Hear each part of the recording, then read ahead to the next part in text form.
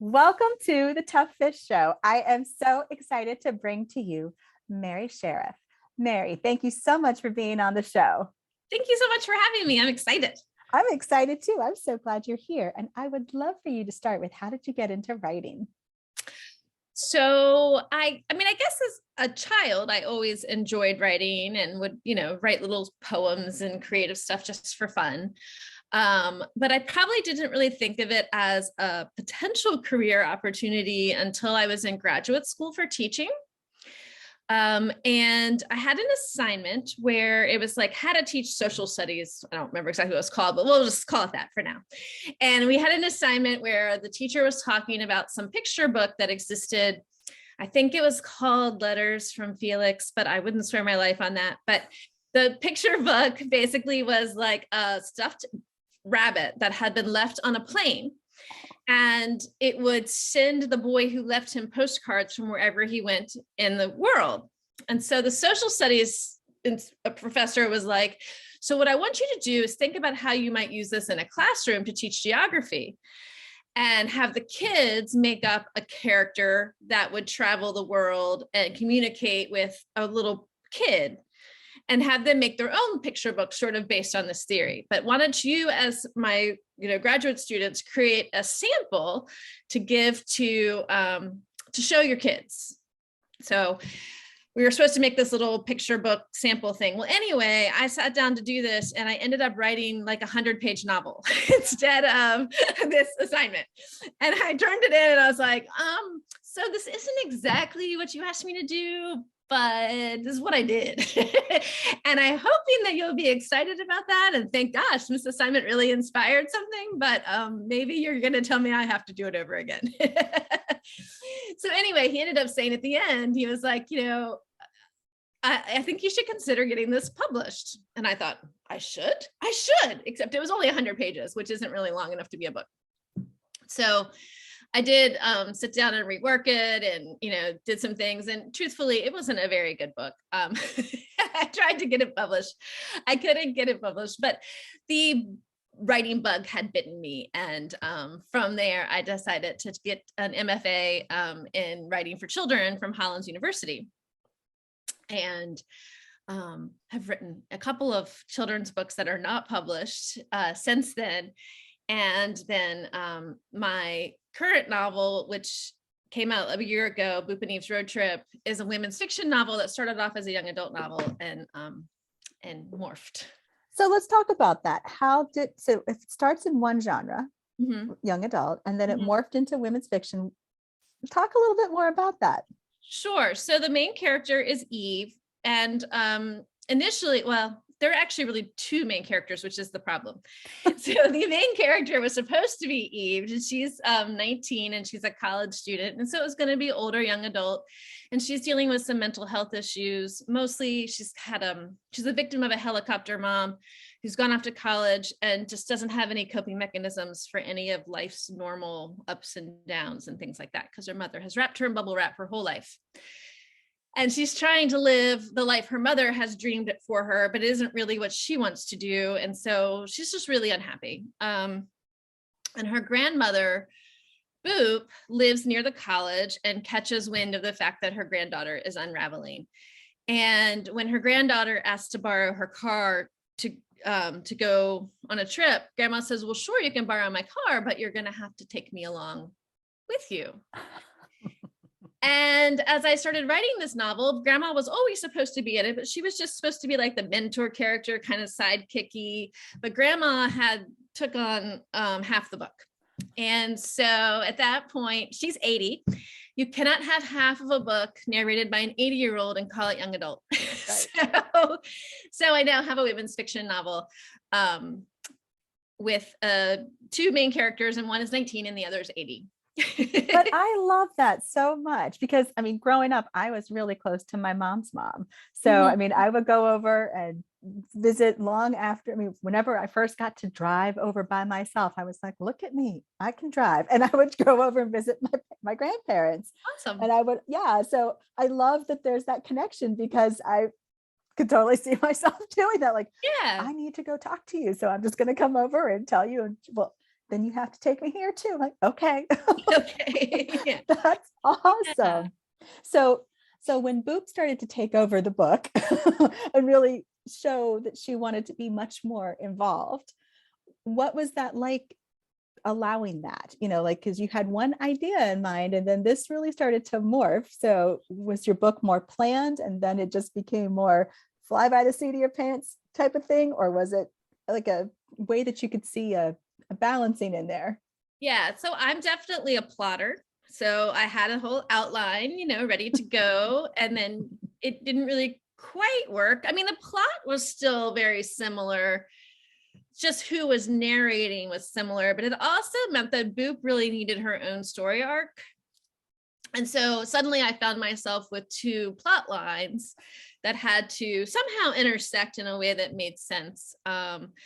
And so I do think of it as a coming of age story, both for Boop and for Eve. So I like the idea of an 80-year-old still coming of age, because I think that as we grow up, we still are changing and developing, and acting like it's something only teenagers do seems awfully short-sighted.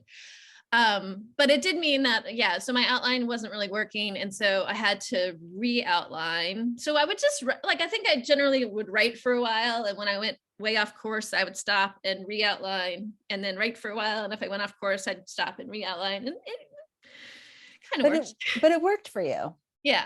Yeah. And it sounded, by what you're just describing, it also sounded like focusing on getting the story built, like getting the initial structure built, even if it meant, and it probably did, saying, I know I got to put more here, but instead of hovering too much in this one area, let me go back and see if what I need to do to keep making the story move forward, and then know that you got another pass or two coming that you'll at least shape and define and add more or take out more, whatever you need to bring it more to life.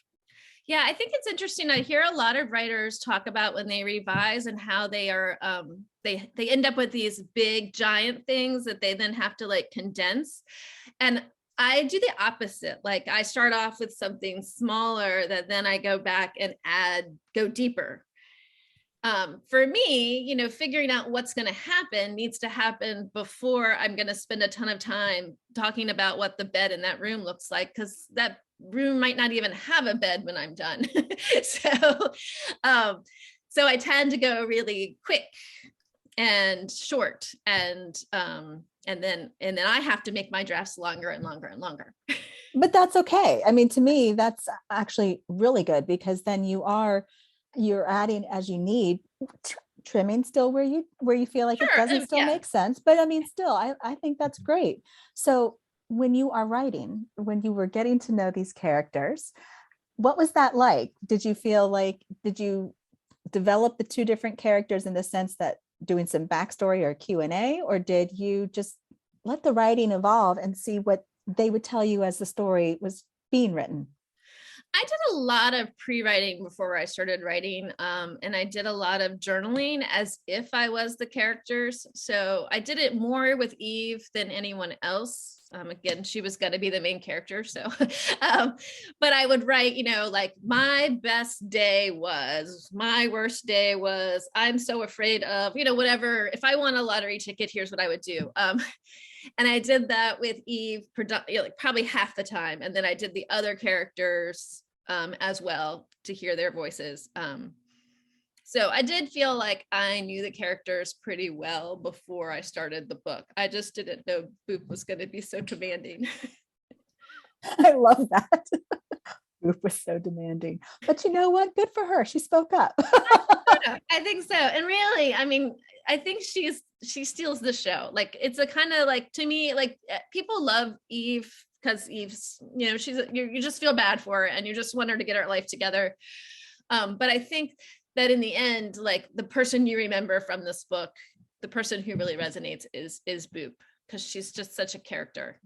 But I love that. I love that so much. And what I'm hearing too is the way you were prompting yourself, saying, what's my best day? What's my worst day? What would I do with the lottery ticket? What do I really love to do just on a rainy day, even, or something like that?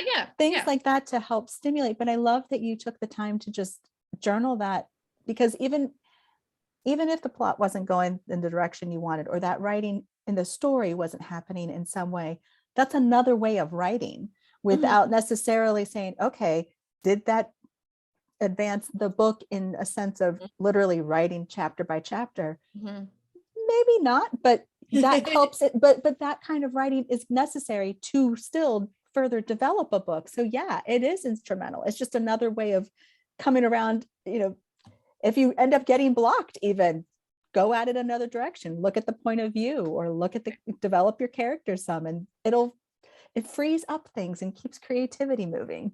Absolutely. And it's a great discovery tool, because you don't sit down with some idea of what your character would do when they won a lottery ticket, and suddenly you're like, and I would go to Antarctica. Really? Okay, where's this coming from? I love that. Yeah. Very, very cool. And because I thought it was going to be YA, and I had probably also because I'd done all this journaling, I did initially write the book from a first person point of view.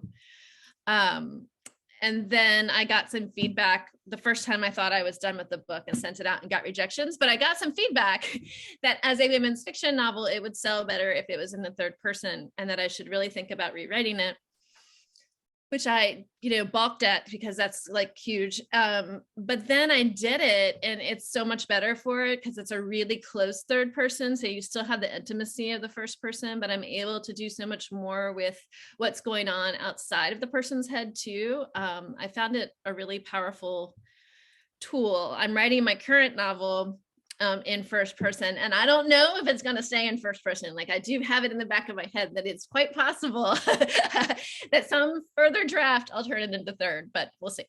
So would you talk a little bit more about that? So first off, you were pitching, and sometimes the rejection letter comes, and I mean, the way I kind of look at that is it's a closed door, allow it to close quickly, so and you get up and you keep going. Yep. So but when that happened, and then you got some constructive information, how did you know that was some information to actually push into and let your curiosity take over and try, versus saying, no? I mean, I realize even the first feeling was, are you kidding? But what helped you to kind of come through that? Because I love that you were willing to try something different like that. Yeah. So I guess it was two things. And by the way, the feedback was way more than just change your point of view. but anyway, it was overwhelming. I will admit that I would say I grieved for like 2 months of like, all right, what have I done? What am I doing? I've written this awful thing, and I can't even go there. However, in the end, I feel like this book, more than any of my other unpublished manuscripts, really touched something in me, and I thought, I can't let them go. So what I decided to do after I was done being a baby was, which I was, it's fine. I mean, I think it's normal, but I think grieving is important. So I mean, that's okay that you did. Okay. Yeah. I said, you know what, I'll just do it for one chapter and see what it does. Because I mean, there's a part of me that was like, you're telling me it'll sell better if it's in third person. And I'm not saying that's not important, but like, will it actually be a better book? And so I said, I'll just do it with one chapter. That's all I'm committing to, and just see what happens. And I tell you what, that chapter was so much better. And I was like, oh my gosh, I think I have to do the whole book now. so I did. I love that though, because it sounds like what it did was, it sounds like you tried something different, and you also said, oh my gosh, look at like it's almost opened the aperture, like you were describing earlier, where you could pick up other scenes, or you could pick up other places, things going on, but still be in third person, but a close third person. I love that, because it sounds like it became, I guess, even more intimate for you for writing. It sounds like it, and you would think first person would be that way, but sometimes just a slight change can make all the difference. Yeah. And maybe, maybe I was limiting my first person too much. I tend to think like when I walk into a room, I don't like analyze every little thing I see in the room. And I don't necessarily even describe it in my head, right? Like I might even just ignore everything because I'm concentrating on the person in front of me in this conversation we're having. And so sometimes I think my characters were doing that maybe more than I should have maybe pushed them. But since I wasn't in their head, if I want to fixate on the painting behind your head for a few minutes and talk about how that reveals something about your character and the way it I fixate on it, I can do that. And it made it better for me. Yeah, I love that so much. So after going through, you pitch, you get the feedback, you choose to do something with it, which is a choice, and you chose to make. And I love that because, that is something to consider. Like, when do you take on the feedback and when don't you? So do you have some guidance for potentially a writer who might feel like, I don't know what to do with this feedback, if I really ought to pursue it or not? Right. Well, and one question, who you're getting the feedback from. I think there's a difference between your neighbor and a professional. So I think that's one, something to ask yourself. Two is, a lot of times I feel like feedback identifies a problem, but the solutions I often give aren't necessarily the right ones. So even if you're getting feedback from your neighbor, like whatever they're telling you to do might not really be the best thing, but they're speaking to something that's not resonating correctly. So I think examining that is well worth your time, and whether you choose to do something about that or not is still a question. And I think when you're getting similar feedback, I got this feedback from more than one person. And I think that's when you have to say, okay, well, they know something I don't. And so, and again, I mean, I did it in the small dose. I didn't commit myself to rewriting an entire book in a different point of view. I said, okay, well, I'll just do it a little bit and see what happens. And it turned out that, these people who have been in the industry for a long time knew a little bit more than I did. Go figure.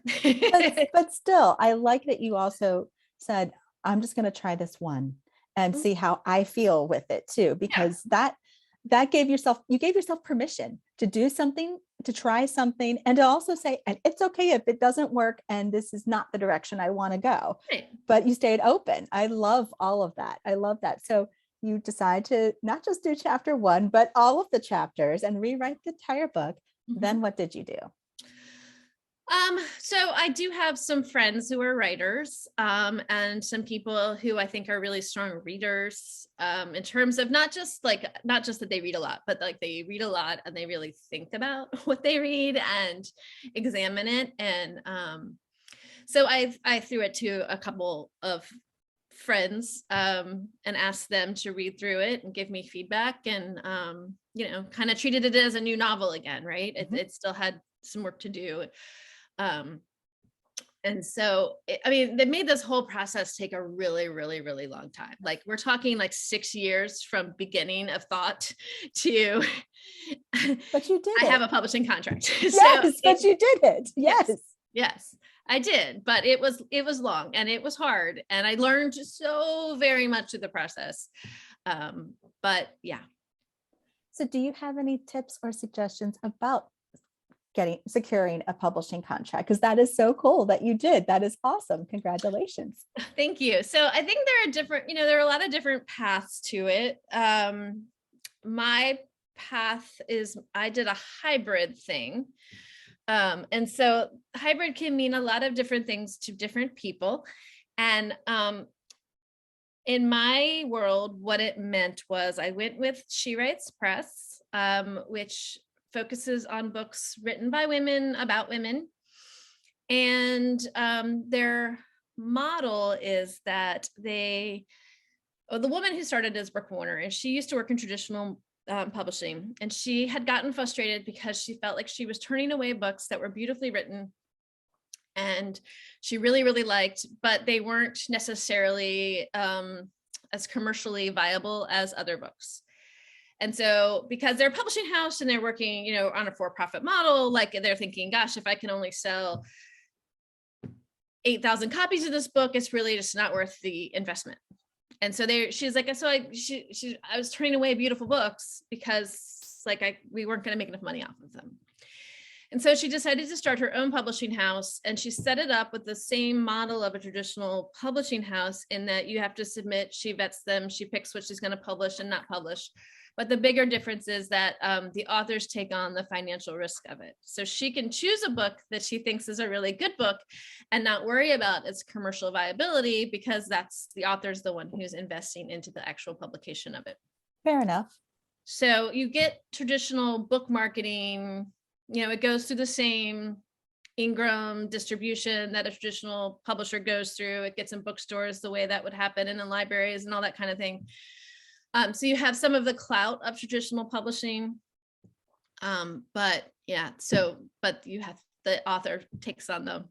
But there's a balance there, and I just had a previous interview where we were talking about how you choosing the right path for each book. It's not just always being the author doing this, but each book might require something a little different and honoring what that book needs. So that's totally cool that you found a path, you found the right fit. And that's the thing, like staying open. Again, you opened your aperture, you looked at different ways to say, how can I do this so that it feels right? And it's honoring what is being created, what I've done. I really love how you've done that. That is just, that's so neat. Yeah, absolutely. And as a first time author, I think it was a nice mix of having, professionals who were working as a team for my book and advising me and taking me through this process. I think that was really a really great thing about going this route. And they also do a lot of things to make connections in the community. I mean, it's the writers who are publishing. And so having like a cohort, there were about 20 of us who were publishing in the fall of 2020, especially given the pandemic, like it was super nice to have other people who were going through the same thing and supporting each other and that kind of thing. So it turned out to be a really lovely way to publish my first book, in terms of, having the hand-holding and knowledge. Yeah, but it also sounds like you also gained a lot of community out of that by the networking that you already did by working with different betas, or advanced readers type of thing, but also working with the publishing house and how they structured things by creating that cohort, so to speak. But I love that you have that. There was a lot more community going on. Yeah, I love that so much. One of my clients talked about how it takes a village to bring a book together. And what you've just said is pretty much echoing that thought. So I love that. So what else have you done to help bring Boop and Eve into the world so that more people know about these amazing characters? Yeah. So the word community is really resonating with me. I have really worked hard over the last few years, trying to reach out to people and do that kind of networking, supporting each other sort of thing. So one of the things I did was there was 3 other local authors who had books coming out at the same time I did. And just before COVID started, we said, hey, let's get together and maybe we can help each other market in the fall. Well, anyway, COVID happens and it turns out to be really awesome that we had already made this connection and already sort of planned to do that. And so as we were going through the process, especially like summer of 2020, and all of us were like, I can't find online avenues to get the word out. We were kind of struggling in part because bookstores, for example, some of them moved their events online. Some of them just didn't have them. The ones who moved them online tended to bond with other bookstores. And then they were getting like best-selling authors to come and talk. And, while they might have normally been thrilled to have local author come right now, they have this opportunity to get like huge people to come and speak to on their platforms. And so, Unheard of Woman is not quite the appeal that it might have had at another time. And so we decided we would create our own online community. And it's called Bookish Road Trip. And we started it in August of 2020. And the idea was it was for people who like to read and like to travel and talk about those things. And I guess I would love to pretend that like we were just so super smart about like the pandemic and what that meant. And that we just knew that people who couldn't travel and had more time to read were really going to like latch on to this. But I don't think that we really did. But it is what happened. Like we got 500 members in like 2 weeks. Nice. It was crazy. Yeah. And so we have a couple thousand now, and we've grown into, we now have an Instagram account and we have newsletters, and I think we're going to start a blog in a few months. So it's grown. We've added more people to our team. But it's just become this really neat corner of Facebook where, you know, it's just people talking about trips they went on and this book they read, and it's warm and it's interesting. The people are smart, and it doesn't have some of the angst that other places and social media tend to Understood. Yeah. And so I think that for a lot of people, it was just like a quiet place to go on Facebook and talk to nice people about things that you love. But what's really cool about that is that it started from a passion. It started from just something of, hey, this community, we're all clicking, and what's a way that we can do something together that we all enjoy, that we would love to talk about more. Yeah. And it's fueling so much love that you all have, that other people were saying, can I join? That would be fun too. And that's just blossomed. I love that. Yeah. And it was a way to reach, you know, to talk to people who like to read books when we couldn't go to bookstores and shake hands and sign books. You know, we could talk to them. And through that platform, I've been able to help a lot of other authors. We do panels, which we call road shows. And we have author takeovers that we call Author Take the Wheel. And, you know, I've been able to like, people that I have befriended in the other, we're not admins, we're tour guides, but the other tour guides that I have befriended, and you know, that's been great. And it's also allowed me to meet other people in the book world that aren't even authors, and to make connections there. It's been fun. That is awesome. I love that so much, but I love the renaming, because it's what that does is that creates that space that says you're entering something that's really special. You're entering something that has its own special feel to it. Yes, yes, yes. Yeah. I think that's so fantastic. Yeah. And we were lucky enough that one of the girls who started this with me is a really talented graphic designer. I mean, it's not her job, she's an author, but she's really good at it. And so she's made us all this branded logo stuff, and that's pretty cool too, because it adds that same feel of like, this is, you know, a special place and we're doing something special here. But it sounds like each of you also, it's another form of being creative. Writers are creative, graphic is creative, but it's another outlet, and it's also another way of saying, just what else can I contribute to something that I'm having a good time with? I think that's so cool. Yeah, it's been wonderful. So that's been, you know, a really cool thing. And, you know, I met you through joining the Author Talk Network. And that was started by Grace Salmon, and that's 19 authors who are looking to go and speak to podcasters or book clubs or libraries, you know, just sort of offering their services as a speaker about books in the bookish world. And so that's been it's kind of new. That's only been around for like a month, but that's been a neat, another community to be part of.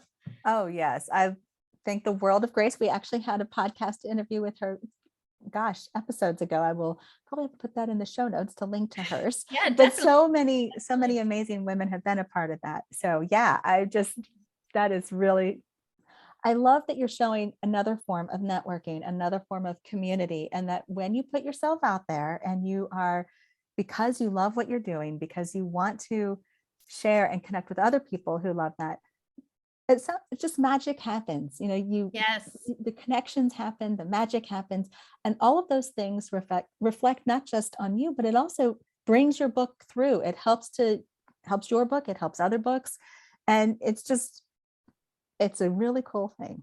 Yeah. I love the fact that the book community is not treating this as a competition, right? Like it's very much not it's very much a boost each other and help each other and support each other and kind of feel. And that's been the most rewarding part about this author experience. Absolutely. Yeah, absolutely. I can't tell you how many times where as someone who's published books as well, Sure. I've been at an event where someone looks at mine and they go, oh, this might not be the right age range for this, or I don't know someone yet who might be interested in that, or what have you.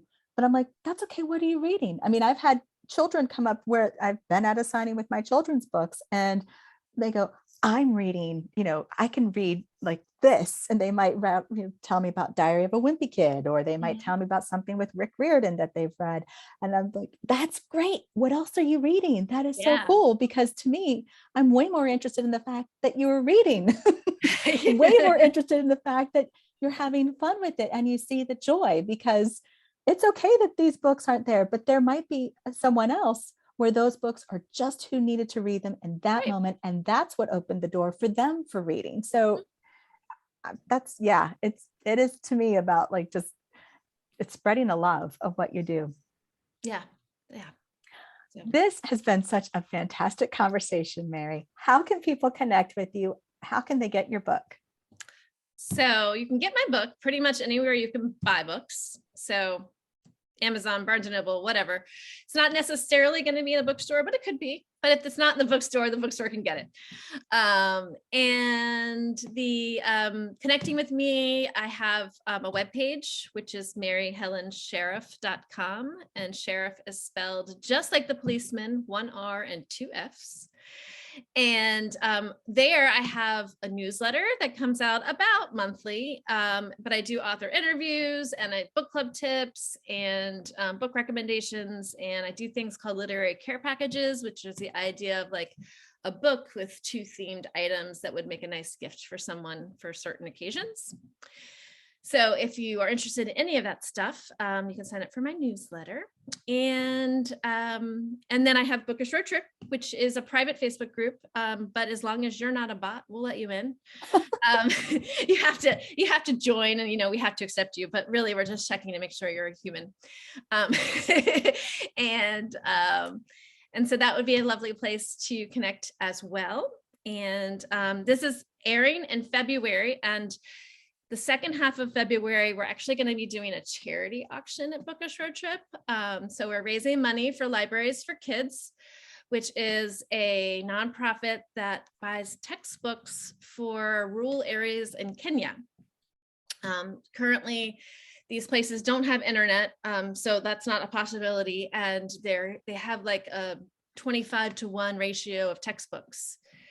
So they are raising money and sending books over there to all these rural schools in Kenya. And so we're doing a charity auction. So hop on over and see if there's anything there that might appeal to you. And I think those are the big things. Thank you. Thank you so much, Mary, for being on the show. This has been a lot of fun. Thank you for having me.